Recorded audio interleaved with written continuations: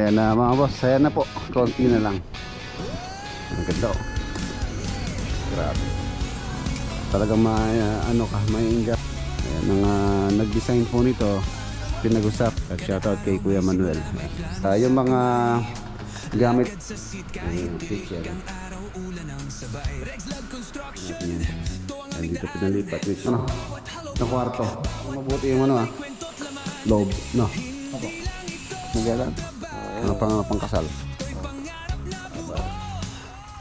Siguro hanggang mamaya makarating siya doon sa dalawa. Tulad no, may grills. Hindi po kasama yung grills mga boss. Yung grills iba po yung presyo niyan. Para may idea kayo kung magkano po yung gagastos ni owner dito, estimate na lang. Ito na lang natin sa low estimate muna. Pero ito kasi mga boss, sabi po sa need na natin sa kalagit. Let's go. Ano na lang sila mga itlog. Pintura. Tapos yung CR. Okay na nila. Pagka ano niya, alis niya. Inumpisahan po namin to September, February. Handa na. Ginamit natin forma dito mga boss. TP board, last maalog. Kaya pinalagyan namin. Maano siya, mauga.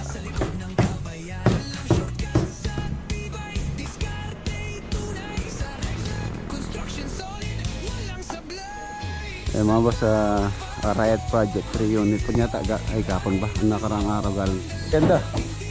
Engineer. Cargo jam. So,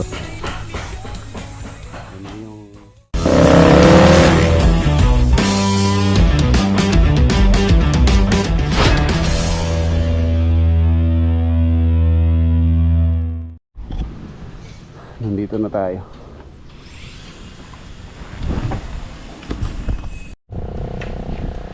Ayan na mga boss, ayan na po. Finish na. Konti na lang. Ayan o. May nagkulang kaming decostone. Ayan, kadadala lang nila ngayon. Ayan si Bayaw. Tiniliver ngayon yung decostone na kulang dito sa poste na. Tapos meron pang ano to. Meron pa po siyang wall lamp. Ayan kamukha nun. Ang ganda o. Grabe.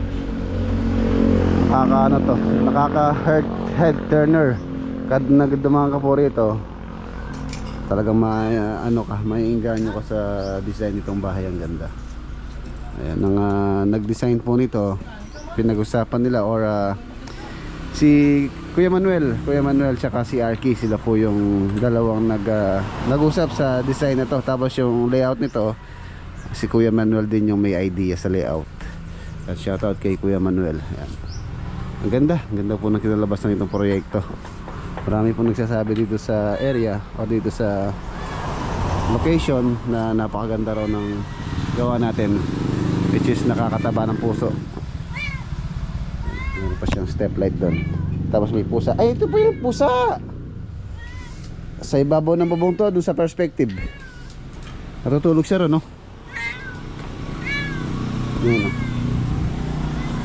Tapos ang ganda nito.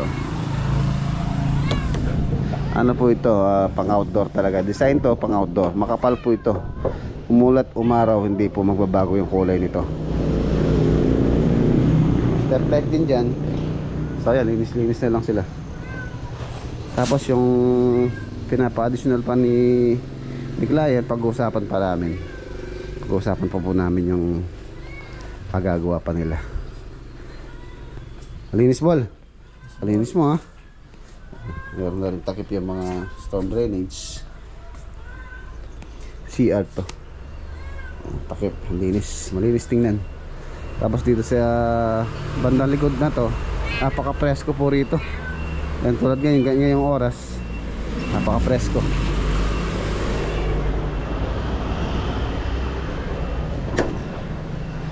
Ayan, tapos yung mga gamit po nila dun sa old house, dati tinabi po namin doon yan. So ngayon unti-unti na po nilang pinasok. Tulad nito. Ito, ano po ito? Hihimanin itong ganito. Itong sa tansya ko nara to. Ayan. Dun sa hold house po dati yan. Saka yun ipaw. Ayan yung kitchen. Ganda.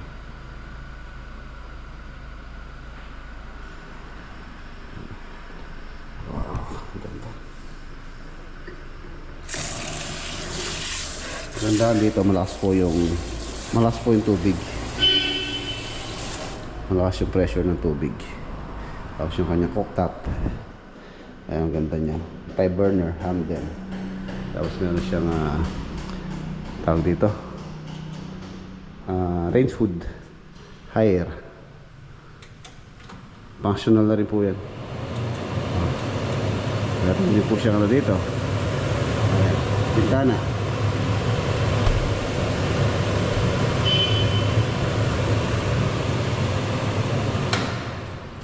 Okay. Cabinet. Ito maluwang to. Dahil mailalagay 4x8 kamukha po dun sa ano ko to sa bahay. 4x8 din yung tinagawa kong island. Ang laki. Tapos yung ilaw.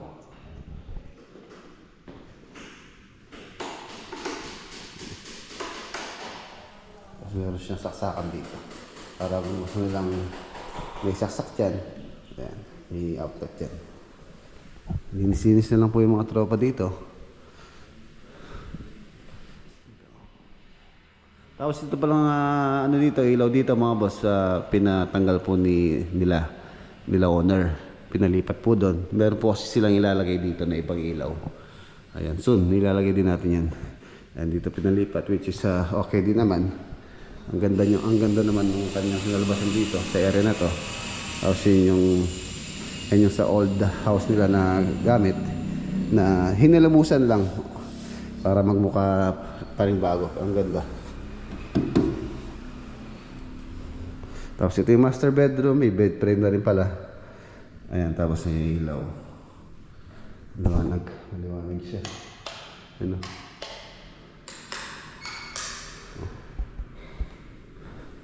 Ang laki dito itong kwarto. Master. Tapos meron siyang siyempre toilet and bath. Ayan. Ayan mga boss. Tapos ano na lang to, linis na lang. Shower enclosure. Siguro for the meantime, ano muna yan, shower curtain. Tapos ayun yung kanyang heater. Heater po yan, malaki yan. Pinadala pa po ni Kuya Manuel dito yan. Sa location yan. Si owner din, kung yung nagturo o yung kung saan nilalagay. Yan dyan po namin nilagay. Tapos ito yung lavatory niya.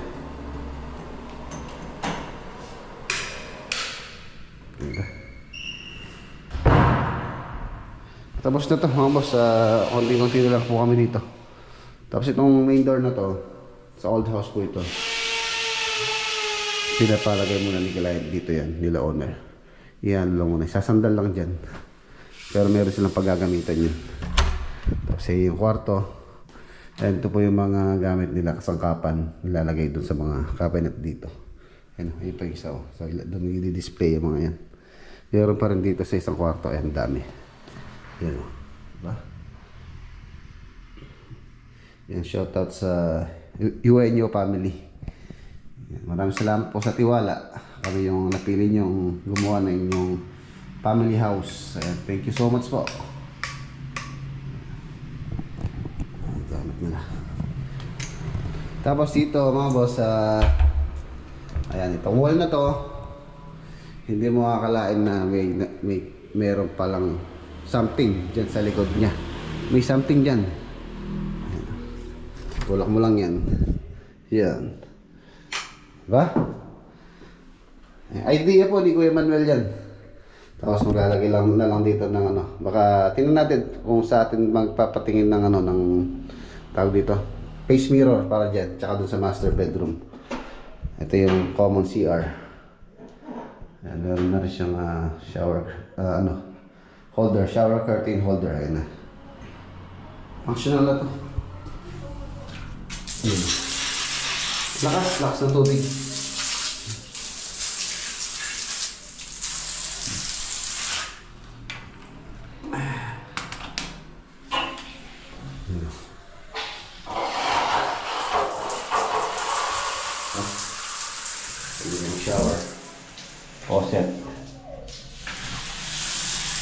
shower.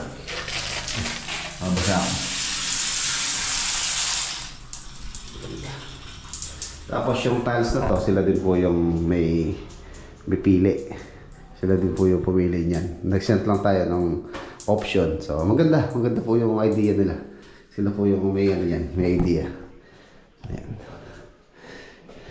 Diba? Ganda. Kasi ito kanyang pintuan mga boss, meron pong group dyan. Group. Ganun din dito. Group. Ganda. So, sasarado. So hindi mo akalain na meron palang behind this door, merong nakatago. Ayan. Hindi mo akalain na may CR pala dyan. Invisible door. Ayun, ang ganda nito. Pati kitchen, ang ganda. Ito yung pinaka-dining. Main door. Ito yung pa-ilaw dito. Next, pabalik natin.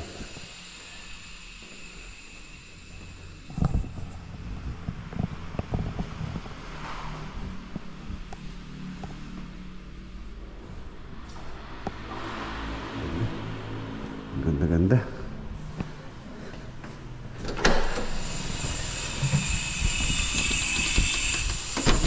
Lapit na.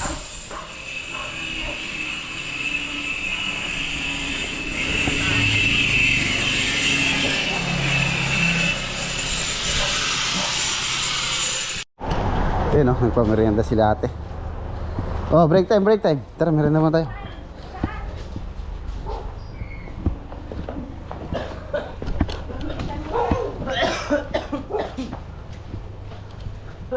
Kulang itong baso. Meron po sila yan. Apa, meron po. Pakikuha na lang dahil ano, kapayong o ano ka. Yan. So, pagkatapos yun na lang. Oo. Ito may ano, may lumpia at saka turong. Ayun po, thank you po te. Bubili muna sila ng ano, ng drinks ninyo. Ay, dami Mahangin. pala. Oh. Sige po. Sige, kaya na lang ba? Oh, yun na, kain na rin. Okay, merinda na. May turon, may lumpia. Turon lang lumpia. Ano ba yun? Turon, lumpia. Aturan po ito. Oo. Aturan o. Okay, bahala na kayo. Thank you te. Oo. Lumiyang kayo, bante yung pali. Tissue.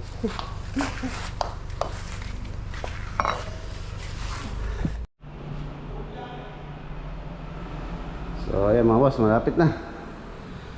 Kunti na lang, baka sa Saturday may maiwan man dito. Siguro ilan na lang.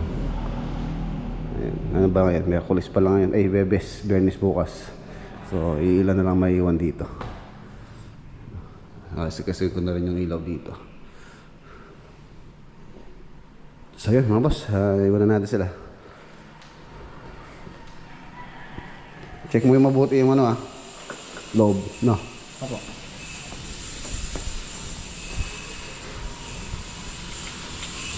Kinis na sila.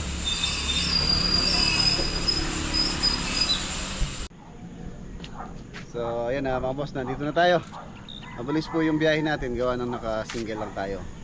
So pagka sa sasakyan, maabot po ako ng mahigit 2 oras yung mula Alcala hanggang dito sa bahay, dito sa Pampanga, dito sa Arayat. So kanina umalis ako ng alas 4 doon, dumating ako dito ng 5:30. So halos 1.5 hours po yung aking naging biyahe. So malaking advantage talaga pagka naka-single or motor ka lang, may makakaiwas ka sa traffic, makakalusot-lusot ka. So ayun mga boss, nandito tayo. So kape-kape pagkatapos ng maghapong trabaho. So relax muna habang pinagmamasdan yung view itong ating kapaligiran dito sa bahay. Ayan, napaka-relaxing. Maririnig mo lang yan, takol ng aso. Yung mga aso ni Mrs., mga aso namin, tapos huni ng mga ibon dito sa kabukiran. Ayan, tapos sariwang hangin. Ayun, dinidevelop nilang subdivision.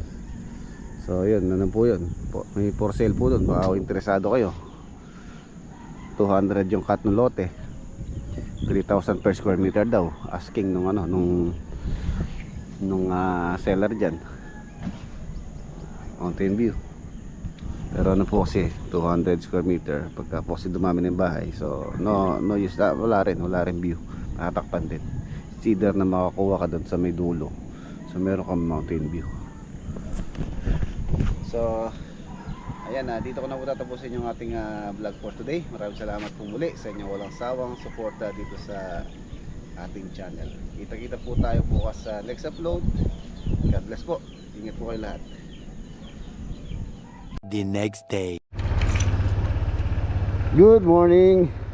Another day, another build. Ayan mga boss, biyahe tayo. Saan muna tayo? Sa Cabiao project. Silipin muna natin sila doon. Close ka gate. Ayan. Tapos dumiretso tayo ng Kalulot sa 10 unit commercial stall project. Tapos Lakeshore and then Arayat. Ano tayo?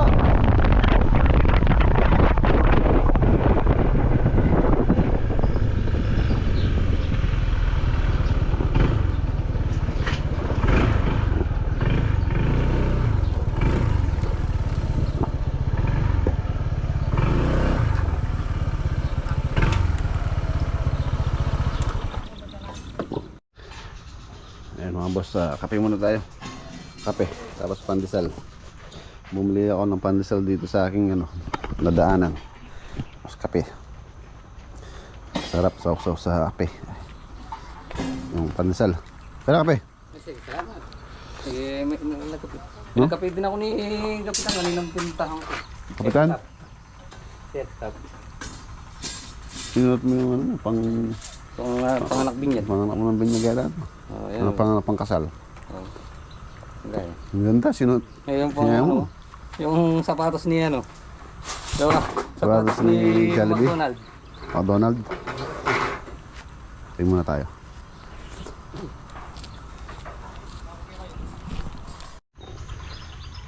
Yan, mamaya punta natin, nahukay ng bako mamaya. Yan, nandito na siya oh. Kahapon nandun pa lang siya. Doon. So, mahaba-haba. Siguro hanggang mamaya makarating siya doon sa dulo. Ngayong maghapon hanggang doon. 1, 2, 3, 4, 5, 6, 7, 8, 9. Siguro mga boss, sa tansya ko 2 linggo. 2 linggo makakatapos ng bako yung hukayin dito. 2 weeks. Baka sa Saturday doon na kami sa Saturday, baka Monday doon na kami magdadagdag ng mga labor para i-prepare naman yung lalaglagan ng mga poste. So order na rin tayo ng materyales. Siguro ano na lang, elf, kung makakapasok po dito yung elf, mas maganda doon sa malapit idam, ibagsak yung materyales para malapit sa ginagawa po nila. Kung dito kasi sipin nyo dito yung materyales tapos hakakotin nila doon, napakalayo.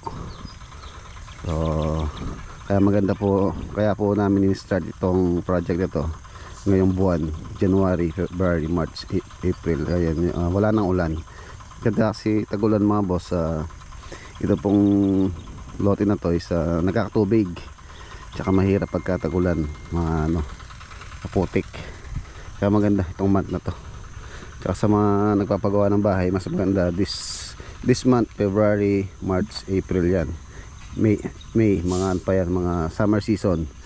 Ayan, ganito maganda mag-start ng project, lalo na kung from the start, from foundation to finish.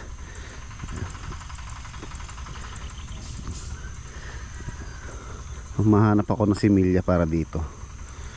Ang iniisip ko, pagka kasi hito ang nilagay natin dito, possible na makawala or ano siya, yung hito po kasi pagka nakaramdam ng ng konting agos lang ng tubig, maakyat yun dahil meron silang tibo na umakyat sa sa tarundon.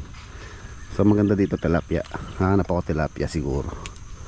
Tilapia yung pakakawalan ko rito. Titingnan ko kahit ilang piraso lang pang gamit-gamit lang namin dito pagka lumaki.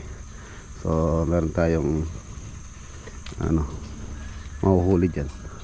Tapos palilinis ko rin to habang hindi pa naman ginagawa.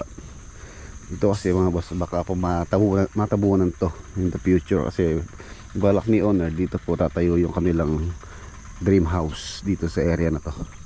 Malawang yung setback nya, magkaka-road sa dyan dahil sa kanilang pinag-usapan ni architect. Doon yung kanyang pinaka-gate, and then iikot siya dito, magkaka-circle dito sa harapan ng bahay. Tapos dito sa gabi rito yung pinaka-garahe, dito sa bakod dito. Sa bakod dyan, dito yung garahe. So yun po yung balak nila owner dito. Yan, shoutout kay Boss Kevin tsaka kay Ma'am Maylin. Ayun, ang dami na nilang na-fabricate na poste. So continue lang pagpa-fabricate nila. Hindi po titigil yung nagpa-fabricate pagka mayroon nang nag-ukay doon. Meron pa rin nagpa-fabricate dito dahil marami po yan. Tapos dadagdag tayo ng tao, labor, mga to be prepare ng ukay, magpa-foundation, putting foundation. Yan si Basal. Mamaya pala pag-usapan natin kung magkano po yung gastos sa pagpapabakod, para may idea kayo. Pag-usapan natin mamaya doon. I-discuss natin kung magkano per linear meter yung gastos sa pagpapabakod ng fencing project. Ayan, mamaya. Ito yung binigay kong assignment kay paring Black. Ayan, concrete spacer, napaka-importante po nito kasi wala akong concrete spacer, nakapatong lang sa gravel bedding yung parilya, hindi po makokoberan ng concrete. Pag hindi nakoberan ng concrete, doon po magsisimula yung kalawang. So doon hihina yung foundation ng isang structure. Napaka-importante niya. Ito, concrete spacer, pang column.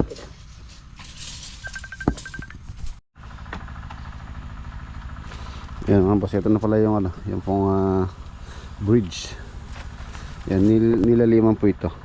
Pa binaba pa ng konti para maganda yung dalay ng tubig dito. Okay na siya. Tapos nasinta na doon. Baka magdi-deliver din ng ngayon ng tambak. Papatambak na po natin para ma-compact na. Hindi muna natin sisementohan to, hayaan muna natin siya ma-compact mabuti para maganda siya pagka sinementohan natin. Compacted siya, talagang siya, siksik na siksik. Hayaan muna natin, tapos patubigan natin para sumiksik siya ng todo. Tapos doon natin siya i-concrete or lalagyan ng flooring. Kailangan po dito matibay yung flooring dito dahil pagka dump truck ang makakapasok dito. Maluwang po yan sa harapan, nasa 8 meters. Tapos yun nga, tulad ng sabi ko dati, magkakasetback po siya dito siya magigate para maganda yung pasok ng sasakyan dito, hindi mahirapan magbuelta, magmaniobra dyan. Ayun, maluwang na niyan.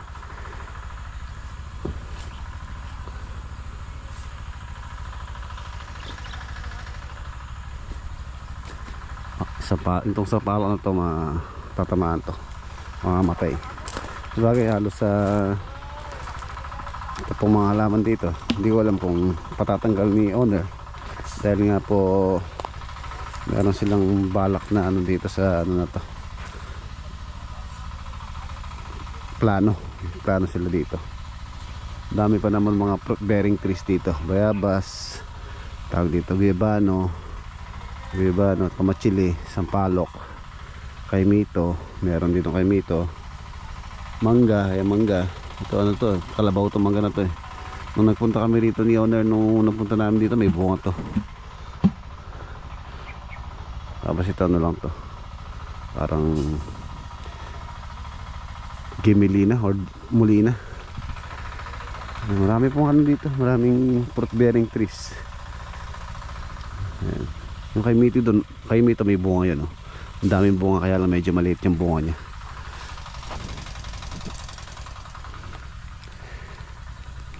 Pwede rin tayo magtanim. Tanim ng mga gulay. Pagka tanungin ko sila kung gusto nilang magtanim dito. Para meron silang panggamit lang. Pang ulam-ulam. Bayabas meron. Ano pa bang duhat meron pala. Ayun, duhat. Langka, meron din langka yun.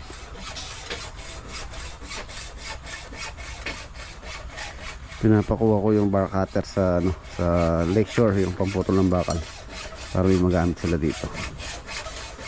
Naka-apply po kasing kuryente namin, hindi pa inspection pa lang to, for inspection pa lang po ito. Pagka okay na, dumating na yung inspector, so approved na, doon pa lang po ikakabit yan. Nakaabang na naman yung aming temporary breaker doon. Pang ilaw lang naman.